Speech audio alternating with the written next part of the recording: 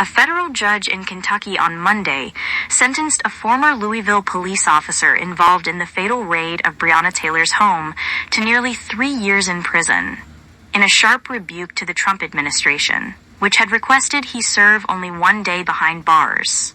In November, a federal jury in Kentucky convicted the former officer, Brett Hankison, of 1 count of violating Ms. Taylor's civil rights by using excessive force in discharging several shots through her window during a botched drug raid in 2020.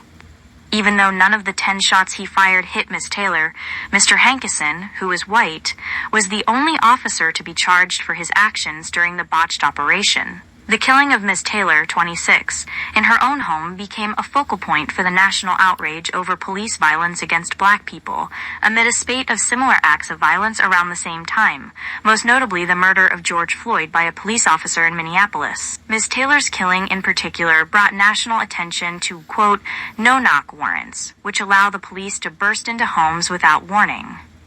The lingering bitterness surrounding Ms. Taylor's death and a renewed sense of injustice incited by the Trump administration's extraordinarily lenient sentencing request spilled over into protests outside the federal courthouse in Louisville in the hours before the sentencing on Monday. Last week, Harmeet K. Dillon, the Assistant Attorney General for Civil Rights, asked the judge in the case, Rebecca Grady Jennings, to sentence Mr. Hankison to a single day in prison, essentially the brief time he had served when he was charged, and 3 years of supervised release. The request was intended to send the message that the department planned to abandon its long-standing efforts to address racial disparities in policing, and to reorient the Civil Rights Division to pursue President Trump's culture war agenda at the expense of its founding mission of confronting race-based discrimination. Judge Jennings, whom Mr. Trump appointed to the U.S. District Court for the Western District of Kentucky in his first term, took issue with the department's extraordinary sentencing request.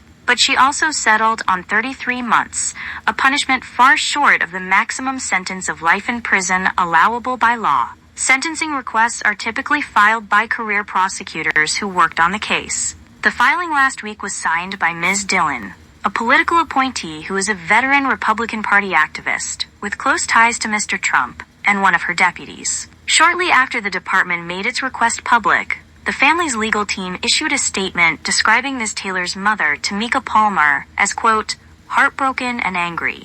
The legal proceedings stemming from Ms. Taylor's killing, which brought intense scrutiny on the Louisville Metro Police Department, have been drawn out over years of dramatic court battles.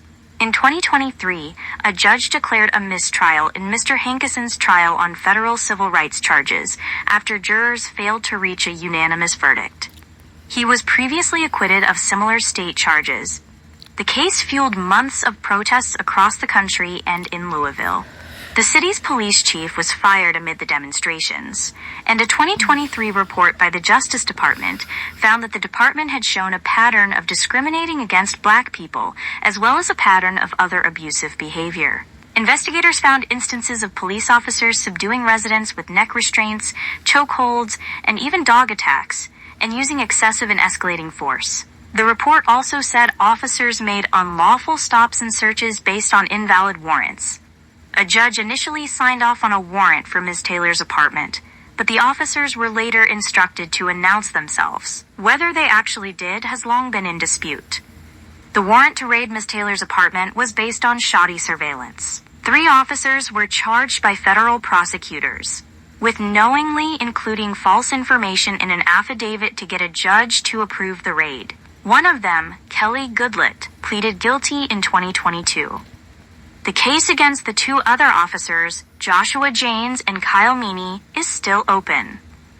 Prosecutors argued that Mr. Hankison did not have legal justification to use deadly force when he fired through a window and sliding glass door covered by blinds during the raid, ultimately hitting a neighboring apartment. The police were seeking evidence that Ms. Taylor's former boyfriend was selling drugs when they barged through her door on March 13, 2020. Her boyfriend at the time of the raid, Kenneth Walker, opened fire on the officers as they entered, later saying that he believed they were intruders. 2 officers, Miles Cosgrove and Jonathan Mattingly, immediately returned fire and shot and killed Ms. Taylor. Those 2 officers, who were also white, were never charged, Prosecutors argued that they had been justified in their actions.